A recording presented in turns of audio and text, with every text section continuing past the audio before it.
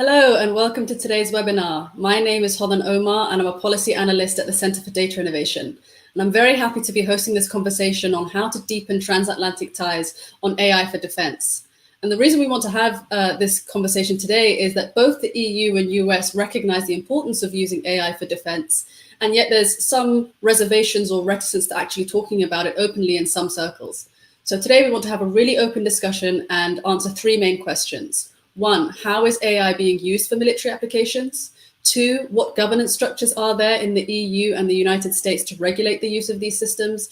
And three, where are there opportunities for countries on both sides of the Atlantic to work together, and what's standing in the way? And I'm pleased to say that joining me in this conversation are a distinguished set of panelists. We have Ulrike Franke, who is a Senior Policy Fellow at the European Council on Foreign Relations. Christy Lawrence, who is a co-author of Harvard Belfair Center's report, The Case for Increased Transatlantic Cooperation on AI. Christy is also the Director of Research and Analysis at the National Security Commission on AI. Raluca Cernatoni, who is a visiting scholar at Carnegie Europe and a guest professor at the Institute for European Studies at the Free University of Brussels. And Joanna van der Marve, who is a fellow at the Center for European Policy Analysis's Defense Tech Initiative. Big breath. I said that you were all very distinguished, so thanks for joining. And for our audience who is joining at home, if you have any questions, you can submit them on Slido, which is on our event page, using the code AI Defense. And so to start this conversation, I really want to set the stage and talk about what AI for defense really means. So Ulrike, what are the different ways that AI is being used in the military? What are the biggest use cases today, and what are we likely to see in the future?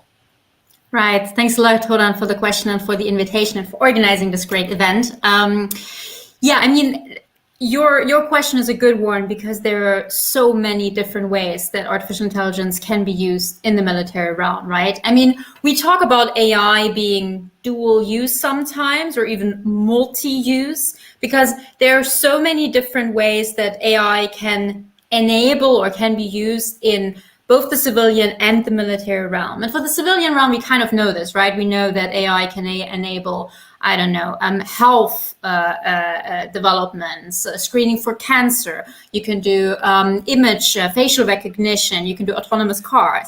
And the same is very much true for the military realm, where you have all kinds of different applications. So to just give you a few examples, AI as an enabler can really help data analysis, right? I mean, this is really what AI kind of originally was built for, if you like. Here the term big data comes to mind. So when the military gathers all kinds of data, it can be videos, think drones, it can be images, it can be sensory data. AI is really great at kind of looking through this and establishing kind of finding out what's in there and what is maybe out of the ordinary. So data analysis is a big one. And then also other kinds of kind of non-combat functions. Think logistics. Again, this is also something in the military realm, right? But in the civilian realm, but in the military realm, all kinds of logistics can be helped and can be made more effective, cost-effective, efficient, and faster through the use of AI. So as an example, AI can really help you to know which kind of spare parts you need when for which, let's say, aircraft or helicopter. And this is an area where we're already seeing a lot of AI being used. But then, of course, there are the combat functions, right? The weapons. And this is where usually most of the discussion, at least the public discussion, focuses on. And here we're talking robotics and autonomy. So giving often unmanned systems more autonomy in, where they fly, where they go, what they do. And the big discussion at the moment really is about so-called lethal autonomous weapon systems, laws, or indeed killer robots, as they're sometimes called, where you use AI-enabled autonomy, sometimes also just autonomy, but often AI-enabled autonomy to give these systems, more leeway in a way to decide where to go and potentially what to strike. Although we're not quite there yet, and there's a lot of debate about this. But basically, to give you a sense, AI is, it's not even a technology, it's an enabler, and it can enable all kinds of different military systems throughout different branches and both non-combat and combat functions. So I always caution a bit against just focusing on so-called killer robots, although that discussion is an important one. Yeah, I think it's important what you mentioned about dual use, this, AI system being primarily for a commercial purpose, but then having this military application. Raluca, what are the challenges that dual use brings to building governance structures that balance the need to protect against harms with the need to innovate? Thank you very much, first of all, for the kind invitation. It is a pleasure to join such a distinguished panel of women scholars. I wanted to point that out. Yes, this is a very important question, and just to build on what we already mentioned related to governance challenges. I'm talking more from the perspective of what the European Union has been doing. And in terms of governance challenges, of course, I would say that one of the biggest ones is to ensure what the European Commission has been also working towards, to ensure cross-fertilization or synergies between various research programs and investment programs. So I would approach governance issues and challenges also by having this more overarching approach, because to have AI, first of all, or AI as an enabler, both in the civilian domain or the military domain, you need to have the proper tools and instruments, both in terms of money, investments, funding, but also in terms of research and innovation.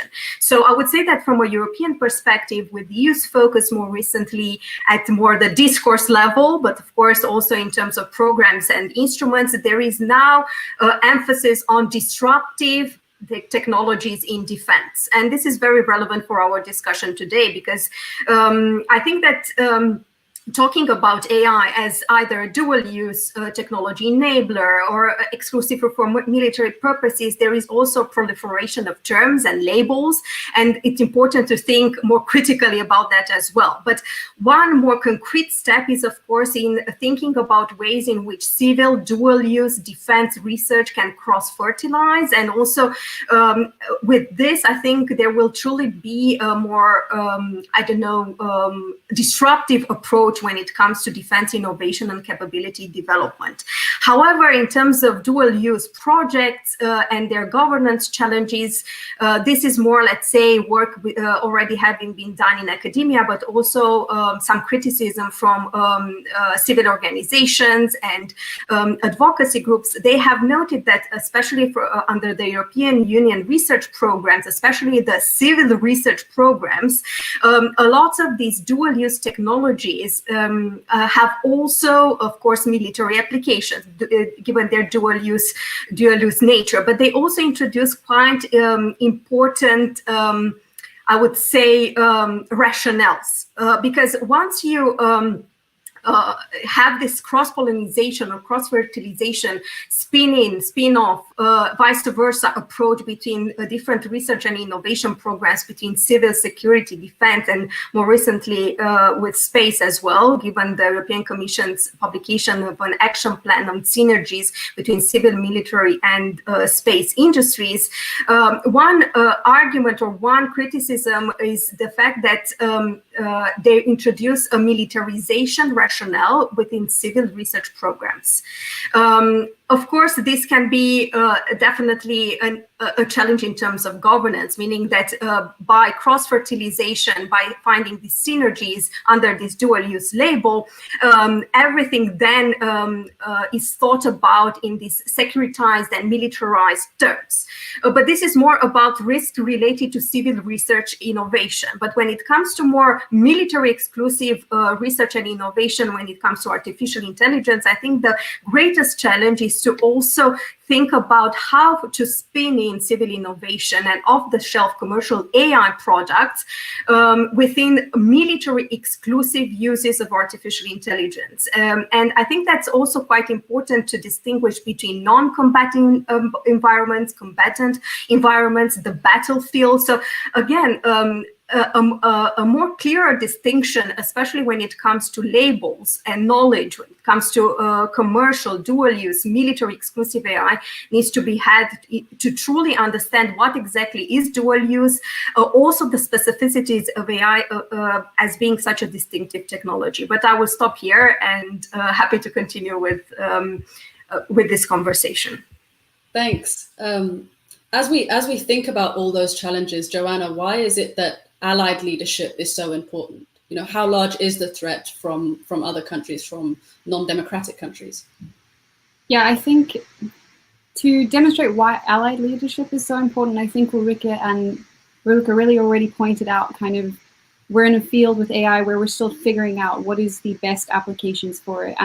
And what we're seeing with the future of the battlefield, with the speed of technological development, is that it requires organizations that are flexible and agile and actually have kind of the innovation built into their culture. And an innovative culture really is one that allows failing fast, and it really requires leadership buy-in to create the necessary ways of working and structures within which this can occur. And I mean, we know that within the military sector, failures are not normally a thing that is allowed. It's a taboo to have a tech fail, probably also because very often the tech is highly expensive. It's undergone years of procurement cycle and development. So I think the leadership really can guide the way as to how you can create this environment in which we allow testing and this failing fast to really see where AI will be a force multiplier, where it will really give us a strategic advantage, and where we really need to focus on further human development. Yeah, and you really need that. I think you see it across innovation in any sectors. You really need that buy-in from leadership, that buy-in from management, if you're talking from like a business culture. And so they really do have a very important role in facilitating the cultural change that's going to be needed for really realizing the opportunities that is presented by the technology. But I think it also goes in with the fact that artificial intelligence is inherently going to need responsible implementation. It's going to need to be responsible. And really, that kind of requires a political alignment. For instance, I think in one of my recent pieces, I really highlighted that I think from a NATO perspective, there needs to be leadership on what we define as responsible for democratic countries. It's going to be fundamentally baked into the algorithms. It's going to be baked into the technology we use. And that technology is going to be representative of the value systems that we've chosen to put in. And that really requires leadership. It really requires setting those red lines. What are we not going to accept? What do we actually stand for as a transatlantic alliance? And this also goes down to the fact that this requires a lot of technical alignment. It's no longer just a political alignment, is that it also then has to trickle down into what does the actual, if you say responsible AI, what does that actually look like in practice? It's always, fun to talk about accountability, but what does accountability actually mean? And that needs to be, that requires leadership also in terms of allowing, facilitating a conversation downwards and upwards. It really requires leadership buy-in, basically. And I think also there needs to be kind of a fair division of labor. We do know that funding for this type of military tech is limited. And so that countries need to be able to focus on the niche capability that they can offer, but also one that will allow countries to politically sell their AI development internally, so that there is, because a lot of it is driven by the private sector and civilian development, there needs to be buy-in from people who may not necessarily really be interested in military. They need to be brought in so that you don't have the kind of resistance that we've seen, when it comes to public-private partnerships around military. I think when it comes to looking at the threats from other countries specifically for AI, my approach generally tends to be to look at what it is you need in order to have a strategic advantage with AI or be more advanced. And so you need to have, for instance, as a country or as an alliance, identified where it will actually be a force multiplier, have gone through that process of analyzing your military, the way they fight.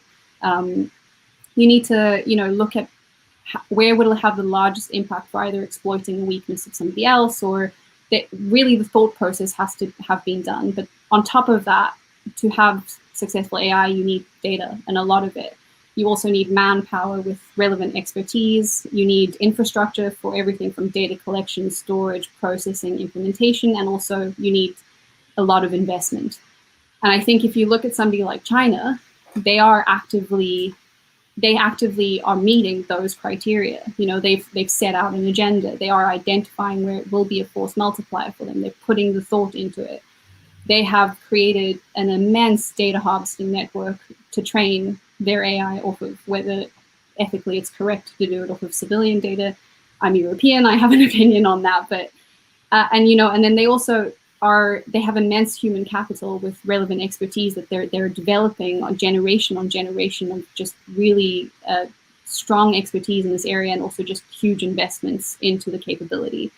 Whereas if you look at somebody like Russia, I don't know whether they have as much of a threat as China, specifically when it comes to AI. This is not to say that Russia isn't a threat. I think you have to look at what they're seeing as their strategic advantage as a country, and whether that is AI or, for instance, misinformation or disinformation based off of what they see their capabilities and their investments are. So yeah, that's a bit of why I think you really need an allied leadership role approach to artificial intelligence.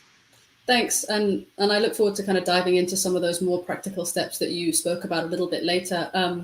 But Christy, one of the words that we all keep using is leadership. But what does that actually mean when we're talking about AI for defense? You know, if the US is better at leveraging AI for cyber operations and China is better at developing autonomous weapon systems, how do you actually measure who has leadership overall? Thanks so much for the question. Before responding, I'd like to just simply note that I'm speaking in my personal capacity today, but thank you so much for the invitation to speak with these distinguished panelists on really such an important topic. So to your question, which is a really important question, it's certainly important to lead in specific AI applications. AI-enabled warfare, though, and defending against the threats that will be amplified by the proliferation and accelerated adoption of AI really will not hinge on a single application or technology. I think Ulrike provided an extremely helpful overview that AI applications will be important for combat and non-combat applications in defense.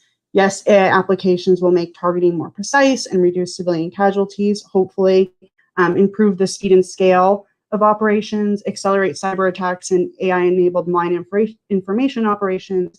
However, AI-enabled systems will also do those non-combat processes, such as improving business processes, enhancing the collection, processing, and analysis of intelligence, and automating a number of defense-related applications that are really not related to weapon systems.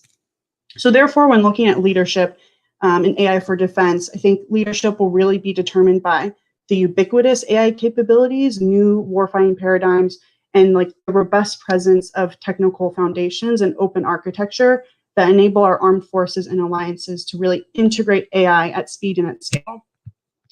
So a really helpful heuristic that NSCAI did use to assess US progress against China is a 6-part technology stack, or the AI stack, which includes hardware, data, algorithms, applications, integration, and talent. And some of the other panelists have already really touched upon this, but if you were to go down this stack, NSCAI assessed that China is unsurprisingly leading in data, given its ability to collect and pool data more easily. China also leads in applications and integration. On the flip side, the United States leads in hardware, algorithms, and talent, but China does have plans and programs to really overtake this lead. So if you were to look at it holistically, take it all together, the United States does have a slim lead along this AI stack, and this tech stack or AI stack, when applied to defense, can be a guide for measuring leadership in AI applications for defense. But I'd also like to add by saying that another critical indicator of leadership in AI for defense will be the strength and resiliency of our alliances and partnerships. Alliances and partners are really an asymmetric advantage over our military rivals, such as China. And fighting with AI will require allies and partners with AI-enabled militaries and intelligence agencies. Conversely, the uneven adoption of AI and other emerging and disruptive technologies among allies and partners will really risk the allied political cohesion and military interoperability, the efficacy of coalition warfare, and the resilience of our alliance structure. And for this reason, I think transatlantic cooperation in defense really does need to focus on promoting AI interoperability and the adoption of critical emerging technologies really across our alliances, including the Five Eyes, NATO, and across the Indo-Pacific. So for really measuring leadership, I would say look at the AI stack and look at the adoption of AI across our alliance structures. Thanks for that. That's really helpful. Ulrike, did you have anything to add on the threats from other countries? Yeah, I wanted to come in on what Joanna said, and I agree with all of this. Just the way I think about the kind of threats or dangers, I think it's worth thinking about it in the following way. Like I think that if the allies don't adopt or don't develop or just, don't want to do anything on AI in the military realm, the biggest threat will indeed be a military one, because other actors will do so, and it will give them an advantage, like pure military advantage. We've been talking a little bit about autonomy and speed and all of this, and if the other side develops it and we don't, or at least don't develop countermeasures, which quite often will also be AI enabled, then there's a real military threat. So that's kind of the threat if we just don't do anything. If we are too slow, if we kind of do this too late, I think the threat is that others will shape the technology. And this was mentioned earlier, just in terms of this is here it is really important of how you develop these systems according to whose values and standards, and if you do this not fast enough, others will kind of set standards, and that's going to be a danger for us. And then third, and this is something that Christy just mentioned, I think one big danger, and I think this is the biggest danger, because we are looking at this, right? It's not as if we're not doing anything, but I think the biggest danger for the transatlantic allies really comes from uneven levels of development and adaptation, and then you're talking about interoperability problems. And I think this is the thing I worry about most at the moment, is that some allies really very much concentrate on this, others don't have the bandwidth or the funding or the interest. Others may have some let's call them ethical concerns, and therefore not pursue it. And I think these kind of diverging levels of adoption may create interoperability concerns. So yeah, that's kind of the way I think about it. What happens if we don't adopt it and don't develop it at all? What happens if we're late? And what happens if we do this in different ways? And these are the kind of threats I think is worth considering. Thanks. That's actually a perfect pivot to the next thing I wanted to talk about, which is these divergent approaches in the US and the EU, and how much they actually are diverging. And Raluca, you recently co-authored a book that argues that the EU governance of AI for defense is following a distinctive path that sometimes converges and sometimes diverges from other international approaches. So can you talk about a little bit about what exactly that is? What is the EU's approach and how does it differ from other countries? Well, clearly the approach that the European Union, or at least there is an awareness at the EU level that the EU should follow these steps, is a strong emphasis on human rights, on values, on democratic values. So such an approach is definitely substantiated on the European way of life, I would call it, and a respect of basic human rights, human agency, data privacy. This human-centric focus definitely takes into account, I would say, a broader social, ethical, but also consumer-friendly issues. But this is more broadly speaking. When it comes to military or defense applications at the EU level, the discussions are still, let's say, in their infancy. While there are several reports coming from the European Parliament related to more lethal autonomous weapon systems, or the killer robots, or whether that there is indeed a strong awareness that discussions or substantive discussions need to be had concerning high-risk applications of artificial intelligence when it comes to, discussing, really addressing substantially military AI at the European level. This is still again under developing. Let's say it like that. But at the same time, I think this discussion should be had at the NATO level, especially given the transatlantic context. And there is a lot of expertise, technical expertise, and as well as activism within NATO to start thinking about harnessing the potential of emerging disruptive technologies and trying to think out of the box within an institutional setting that is very hierarchical, very traditional, very military, and of course not necessarily being prone to adopting fast innovation and disruption when it comes either to organizational culture or more for that matter technologies. But when it comes to a lot of European states that are also members of UN and NATO, of course there are a lot of diverging approaches to AI more broadly, and also concerning military AI. And I'm sure here Ulrike can add a few words on these divergences, especially from the military perspective. When it comes to, I think, more broader goals in Europe and this more distinctive approach, there is, as I said, this emphasis on human-centric AI, on human rights, on regulation. But at the same time, I would say that when it comes to security and defense, specifically, it would be interesting to look at funding mechanisms. Again, the European Defence Fund identifies future disruptive defense technologies as a main goal.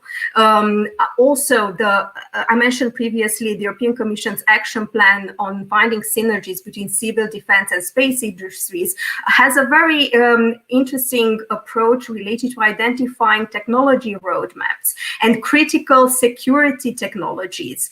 Again, identifying critical areas where research and innovation and development needs to happen. And of course, artificial intelligence is there. So I would say that what is also quite distinctive is an approach to looking at AI from a capability-driven perspective. So developing the technologies, the capabilities, the military capabilities to then enable other common security and defense policy missions and operations, or more broadly to enable the creation of a more secure Europe, both within and abroad, is something that is quite a focus when it comes to military AI, or let's say AI applications in security and defense.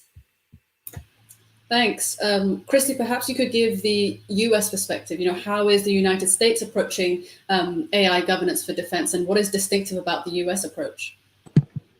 Great, thank you. And I think this is a really, really important discussion because I do think that there's a lot more alignment between the United States and our transatlantic allies and partners than maybe is out there in the media or a lot of rhetoric. So first, I want to start by underscoring that the United States really is committed to responsible, ethical, legal AI development and deployment for defense. And US policymakers really do understand the importance of presenting a democratic model of the responsible use of AI for national security and defense. And critically, and very similarly to European policymakers, many in the United States understand that public trust really will hinge on justified assurance that the government's use of AI will respect privacy, civil liberties, civil rights, the rule of law, and many other democratic values and values critical to free and open societies. So I think this was really demonstrated when in February 2020, after 15 months of deliberation and consultation with AI and defense experts, the Department of Defense published Principles Guiding AI Design, Development, and Adoption. These 5 AI ethical principles centered on the need for AI development and use to be responsible, equitable, traceable, reliable, and governable. And critically, these principles, these AI ethical principles, apply to combat and non-combat AI applications within the defense. The Department of Defense Joint AI Center, or the JAIC, also has a head of AI ethics policy, which has led numerous efforts to turn the AI ethical principles into actionable and concrete components to really manage the transformative technology across the life cycle, as other panels have mentioned, from acquisition, development, deployment, sustainment, and retirement. And one such effort last year was the Responsible AI Champions pilot, where the JAIC took a cohort of DoD employees and had them spend several months engaged in experiential learning, breakout sessions, case studies, and training with multidisciplinary individuals. among the results of this program, the Responsible AI Champions pilot, was the identification of insights and really tactical steps for operationalizing those AI ethical principles, because that's where I think a lot of roadblocks are hit, is once you have the principles, how do you action them? So this program really worked on trying to do that, as well as fostering responsible individuals who could be champions for responsible AI across the department and seek to educate others throughout the department and identify implementation strategies and escalate concerns where necessary.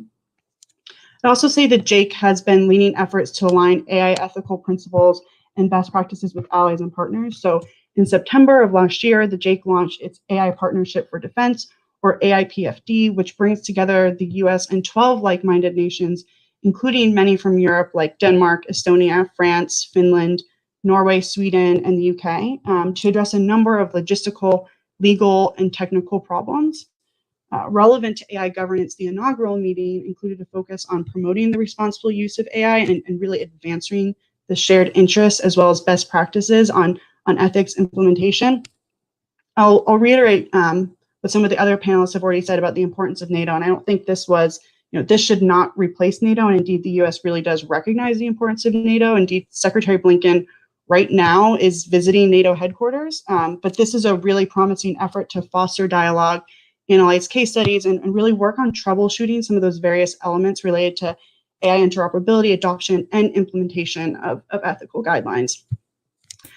On the topic of AI-enabled and autonomous weapons, I really do encourage everyone interested to read NSCAI's Chapter 4 on AI-enabled and autonomous weapons. It really does provide an overview of existing DoD procedures, including 3009, which was developed in 2012 to establish DoD policy for the development and use of autonomous weapon systems. Critically, it requires that all systems be designed to, quote, allow commanders and operators to exercise appropriate levels of human judgment over the use of force. And it requires that senior DoD leaders approve autonomous weapons with lethal capabilities first when development begins and then again before fielding. So taken all together, 3009 plus a number of other oversight mechanisms and processes, legal processes that the DoD has, the United States really does have one of the most transparent weapons review processes regarding how it develops and fields weapons. And indeed, it is on a short list of only 8 countries that have been recognized by the International Committee of the Red Cross for its transparency and compliance with international humanitarian law.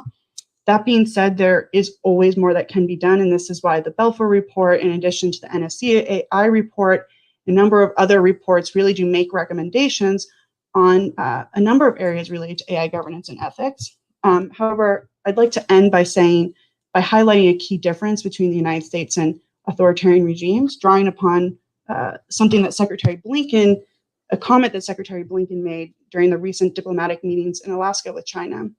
And that's that the United States recognizes it's not perfect, but when the United States makes mistakes, it's openly and transparently confronting those challenges and shortfalls. And this is how like-minded democracies work, addressing problems and really doing the hard work to make sure that human rights are protected, proper governance and oversight is in applications for defense. And I think this mindset to constantly improve and have transparency is really what will guide AI governance and defense in the United States. Thanks, Christy. That's kind of really pushing back against this rhetoric that the United States isn't sort of developing ethical AI. But Ulrika, I wanted to ask you, that's not how some of Europe feel. Denmark in their national AI strategy says Europe and Denmark shouldn't copy the US and China. Both countries are investing heavily in AI, but with little regard for responsibility, ethical principles, and privacy, which is really going against what Christy's outlined. So, how much do you think these narratives and these attitudes will hinder opportunities to actually collaborate in a meaningful way? Yeah, I think that's a very fair question. And while Christy was speaking, I was just thinking, that's not really how many Europeans see this. So I think there's a certain problem here, because when it comes to the civilian realm, I think Europeans genuinely believe that they value privacy, data privacy, more than Americans and American companies. They care to the extent that one can generalize among all Europeans, but they are more concerned about surveillance. And I think, Europeans actually follow quite closely what's going on in the US when it comes to Facebook, when it comes to the recent events at kind of Google AI labs, and people who kind of lost their jobs there. And so I think there's a general concern in the civilian space that there are value differences and differences in concern over privacy between Europe and the US. And on the military realm, I very much recognize the kind of work that Christy has outlined, that is happening. And actually, it's kind of important to mention, this is further advanced than what Europeans are doing, right? So, I mean, we're kind of good at saying, like, oh, the US isn't really doing that. But the US is actually kind of developing more concrete things than many Europeans. That being said, I think there is a genuine skepticism in Europe towards all of these rules and insurances, etc., that are coming out of the US, because there is the sense that the US is just more gung-ho than Europeans. And in the end, sure, they say they have all these kind of rules in place, but if things really start happening, they're just going to find a way of having the CIA do it and not following the rules. And so I think there's the skepticism. So I think something else is important here. So part of this is a genuine concern, right? Is a real concern by many Europeans that feel that there are differences in value. And you could, call this kind of arrogance if you want to, but I think it's a genuine concern. But then there's also the flip side, and that's kind of part of kind of emphasizing these ethical concerns and really saying that Europe sees this differently than the US is also strategy, right? Because being seen as this place where data privacy is really ensured and important and ethical AI is being developed, in a way, that's not just genuinely something that's good and a lot of Europeans like, but it can also give Europe and the EU a bit of a location advantage, if you like, right? I mean, it gives you a certain advantage, because I actually personally am convinced that more and more people are gonna care about privacy and all of that in the future. And so if the EU actually manages to establish itself as kind of the place, the organization where all of this is developed, then that's really good for the EU. And this is where it kind of becomes difficult, or where the question arises to what extent you really want to work with the US, which in this logic is to some extent the other, right? Like this is the other player against which, to some extent, we're modeling ourselves. So basically what I'm saying is there are very different things to consider, and some are genuine concerns, some are more almost commercial strategy, but it's certainly, at this point, I don't think it's really enough for the Europeans that the US basically says, no, we're doing all of this, and although I recognize that they do, but I think there is a lot of genuine skepticism that needs to be overcome. And on some things we may have to agree to disagree, and there will be just differences in terms of what the Europeans are willing to do and to develop and to adopt, and what the US may be willing to develop and adopt. Thanks. And Joanna, kind of coming off of the point that Ulrike said, okay, the EU wants to be the place that's doing this ethical AI and thinking about all these things, and they have their digital strategy, they have a data strategy, they have their white paper on AI, but the United States is quite clear in what it wants to do regarding AI and defense, but it's not that clear from any of those papers how the EU is actually thinking about it or what their strategy is, even if it is this like high level strategy. So, will the EU actually be able to effectively leverage data or AI without a very clear plan? I mean, short answer is no. You can't really do it without a plan. I don't think when you're trying to build consensus amongst member states at a kind of supranational level, you need a plan, one that's agreed upon. But yeah, I'm just still absorbing everything that Ulrike and Christy said, because it's everything that's been sitting in my brain for a couple of months, really, just when Jake released their responsible AI principles and that. I think data is essentially fundamental to AI. You can't train it, you can't develop AI without data. And I think there needs to be a lot of work done, because in terms of data sharing, in terms of creating a centralized place where you can have data that can be used to test the interoperability of different algorithms, test the reactions of the algorithms. And I think there are certain data gaps that have yet to be acknowledged, that we don't actually have the data necessary to fully validate whether the AI is actually effective, or whether it will do what we think it will do. And I think that's, beyond just Europe. I think that's just military-wide across the transatlantic. And I think without a plan for how to identify that and how to fill those gaps, so I'm looking currently at synthetic data, at how you generate that, but without a plan, because synthetic data is still based on real data. And I think because of these technologies are being developed a lot by civilian use, you're going to encounter some of the restrictions of, for instance, GDPR. And I don't think there is much work done on the impact of these civilian data protection laws that are emerging in the US and here. And I mean, across the world, really, and the impact that will have on the ability for militaries to effectively use the technologies, because if they are trained on civilian data, or even just the resistance of allowing those companies to use civilian data, you can see within Google, for instance, the employees being the resistance. So I think without a plan, it's like a really simple answer, but I don't think it's really acknowledged just how fundamental the data element is, and we have so much data, but we also are missing a lot of data. I think in one of my previous jobs, I worked for the Ministry of Defense of the Netherlands for their army, and I specifically looked at automated image recognition systems and whether you'd be able to deploy one alongside a soldier in a high-intensity combat zone.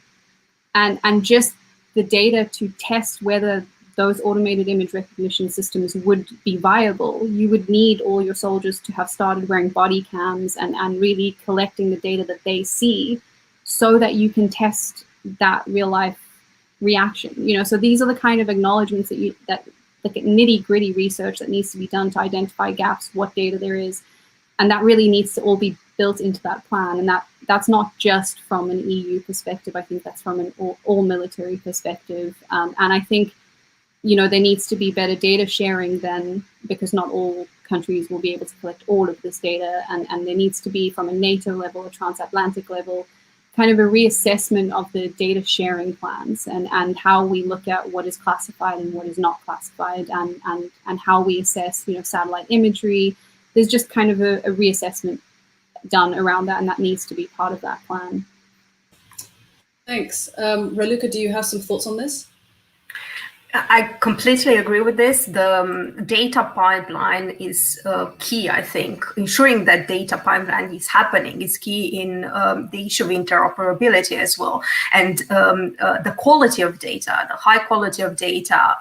And when it comes to the military domain, I think there is also this issue of secrecy. And imagine that there are already obstacles in terms of data transfers when it comes to commercial or more civil uses of data. But in the military domain, of course, there is always this rationale. And this also kind of is related to Ulrike's points about what is happening in Europe as well, because you see a proliferation in Europe of discourses nowadays about sovereignty. And you see the discourse of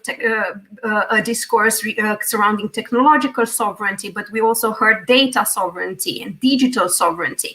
And that's quite important also to think about when it comes to Europe, because Europe, when we think about it, is multiple things. It can be EU institutions and agencies, various member states, let's call them also big EU member states that sometimes have that strategy, have a vision, a national strategy that again builds on this national sovereignty idea and national interests. While at the EU level, this I call it an identity building exercise that we are going through nowadays when it comes to also starting to think more strategically about military issues, security and defense issues, but of course also issues related to digitalization and technology, which are now also becoming issues of sovereignty, European sovereignty, whatever that might mean.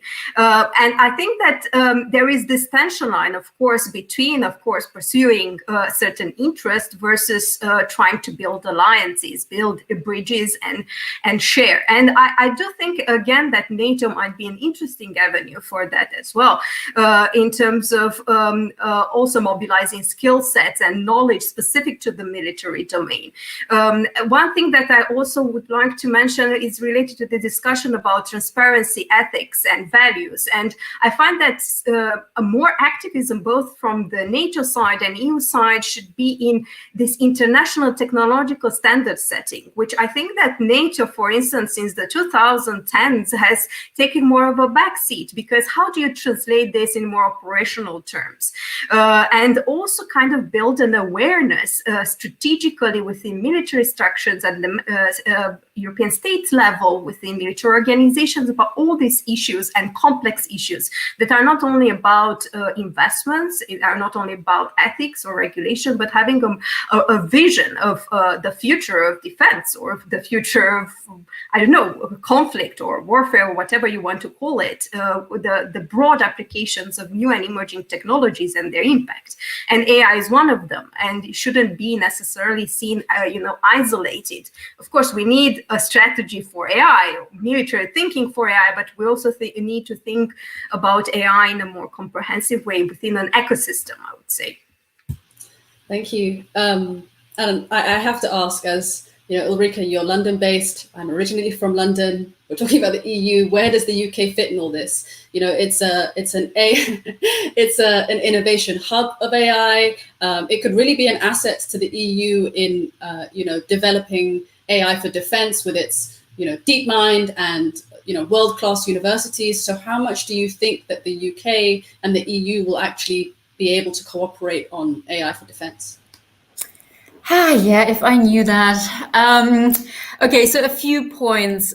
First of all, just to reiterate, because I think it's really important, because Joanna just mentioned the kind of importance of data sharing, and that's something that could be done through NATO, and I very much agree. I think I really see kind of two low-hanging fruits for NATO, and I very much believe that NATO really should be doing this much more. And I think data sharing among member states is one of them, and the other is cooperation on logistics. The kind of not very controversial, but actually super important and effective thing that you can do together among allies. It helps build trust and helps build kind of procedures, and NATO's already quite good at this, and helps with interoperability. So I would say, like, let's go for the low-hanging fruits there.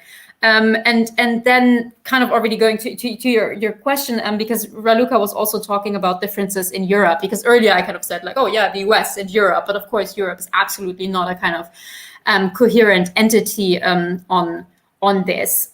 Just a few kind of differences that I think are worth noting for listeners here. So number one, on AI in the military realm, so many European countries just don't really work on this, or at least don't want to talk about it.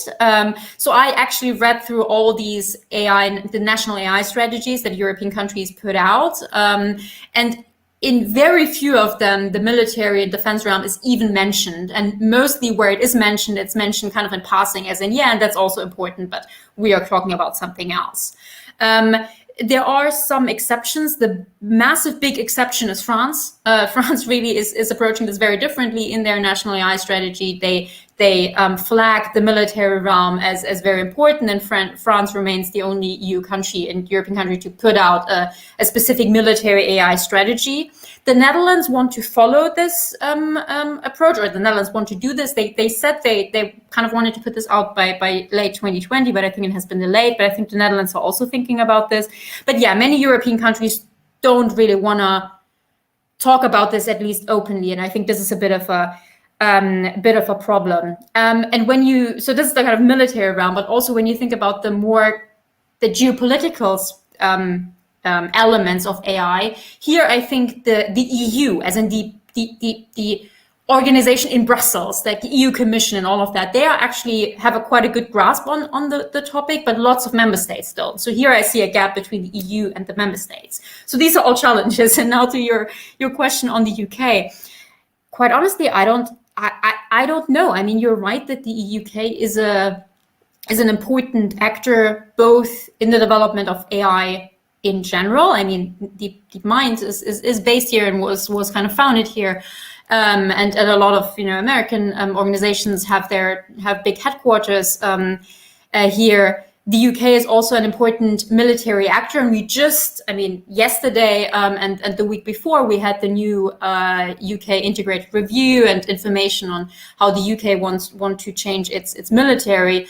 And one of the big kind of insights from these review efforts that the UK did was to say, we want to focus more on technology, we want to focus more on robots, on drones, on all of these things, and we are even willing to cut down the number of personnel to do that, because there is always this funding question, and the UK very much went down the tech route. So all of this is really important, but it is rather unclear to me how the UK will cooperate with the EU. I think it's going to cooperate with certain EU countries. I mean, the Brits and the French are notoriously working together very closely on military things. So I think that's gonna continue.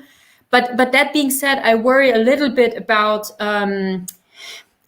especially in the report of the Commission on national security and AI. There was quite a big focus on the Five Eyes rather than on, let's say, NATO or on cooperating with the EU. And of course, the UK is a member of the Five Eyes, but other European countries are not. So I worry a little bit that the transatlantic cooperation, or that the US is mainly going to look to the Five Eyes, and that's going to include the UK, but not the EU and other EU countries. And that's so that the UK will, I don't want to say side more with the US, because, we are transatlantic partners. Like, I'm kind of exaggerating here, but I think that the UK may kind of move more to the US than work with Europeans. But honestly, it's a very open question, and I don't kind of want to claim that I'm able to answer this at this point, because there's a lot of things are in flux, and there will be bilateral cooperations and all of that. Thanks. Christy, what are your thoughts on that? Yeah, so I think that Ulrike brings up a ton of really great points. And I think, the transatlantic AI agreement, even between the United States and the UK several months ago, is a perfect example of how the US and UK, I really do think, will continue to work in this space. To Five Eyes versus NATO versus other alliance structures, my sense is that, again, speaking in personal capacity, that the United States is really interested in working with like-minded allies who are interested in working with the United States on these issues, right? So I think Five Eyes offers a unique opportunity to increase data sharing, for example, because there just is strong intelligence sharing apparatuses and processes there. But that's not to say that NATO is not an extremely important priority. NSCAI's report does include a whole host of recommendations about how to increase cooperation with NATO, how to help accelerate NATO's adoption, how to help utilize NATO as a venue to really ensure there's AI interoperability and prevent that uneven AI adoption that we've discussed earlier, as well as for NATO to be a vehicle potentially for increasing cooperation with our Indo-Pacific allies.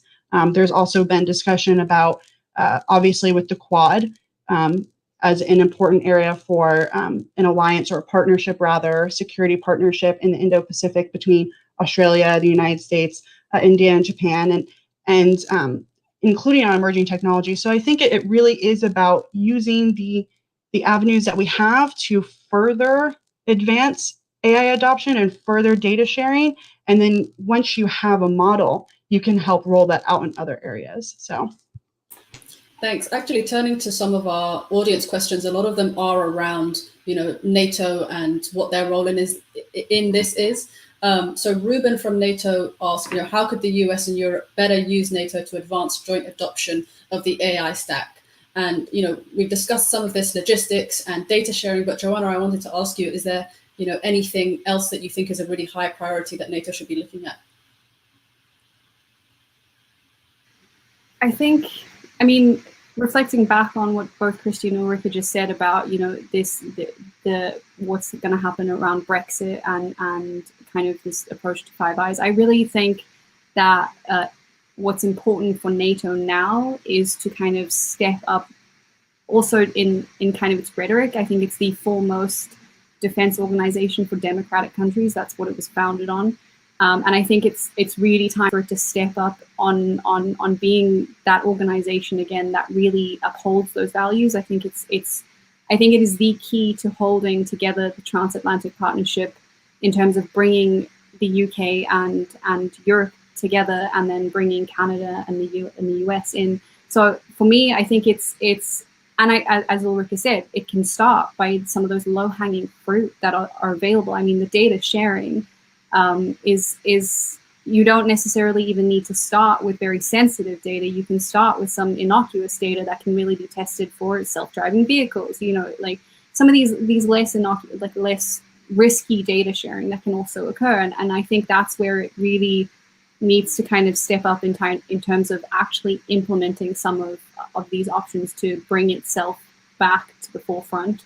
For me, and from an AI technical perspective, I always look to, for instance, if you look, this is a humanitarian example, but UNOCHA from the United Nations has created the Center for Humanitarian Data Exchange, where they have a specific focus on how you can upload data that is shareable, that is accessible. They have a coding language for that data.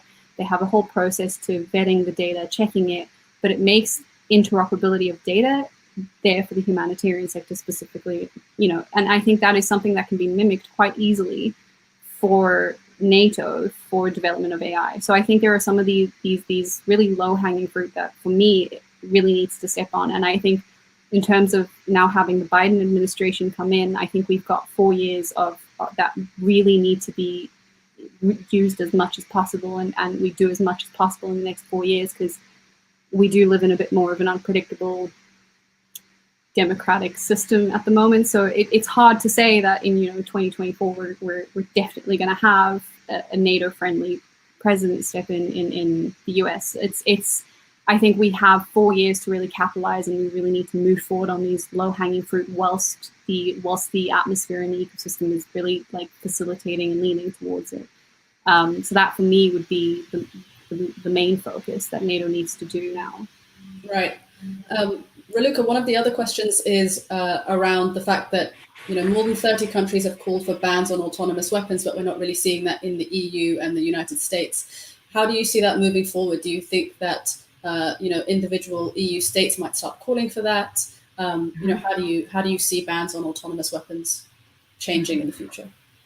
This is a very tough question, of course, because similar debates have been had concerning other technology areas, including nuclear weapons, which are the typical, case study to compare and contrast these type of technologies. However, when it comes to setting red lines or outright banning the development and use of this technology, I think that the best venue or the best strategy or approach should be to create this international, non-proliferation or a normative regime, I would call it, that would kind of look badly, create a sense of international within the international community that the use of this type of technologies and their development should be is not really acceptable. But this is something, of course, for idealists. But when it comes to constructive and international norms regime,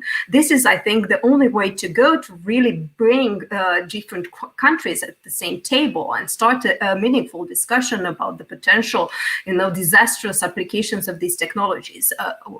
Having said that, there is also, of course, the very Machiavellian realpolitik approach to thinking about these technologies, and of course, national interests and military interests will always come first when it comes to especially state behavior when it comes to developing these technologies. But more work and more commitment, and also public commitment from leadership or from political leaders against the development of these types of technologies is something that is also needed. And of course, we know very well that there are already substantive work having been done in the campaigns to stop killer robots associated with the UN. So again, this international norms regime that constructs, a taboo again surrounding the development of these technologies. Thank you so much. And while I have so many more questions, we're coming up right on the hour. I want to thank all of you for joining me, for your thoughts, and I want to thank our audience for tuning in. Thanks again, everyone.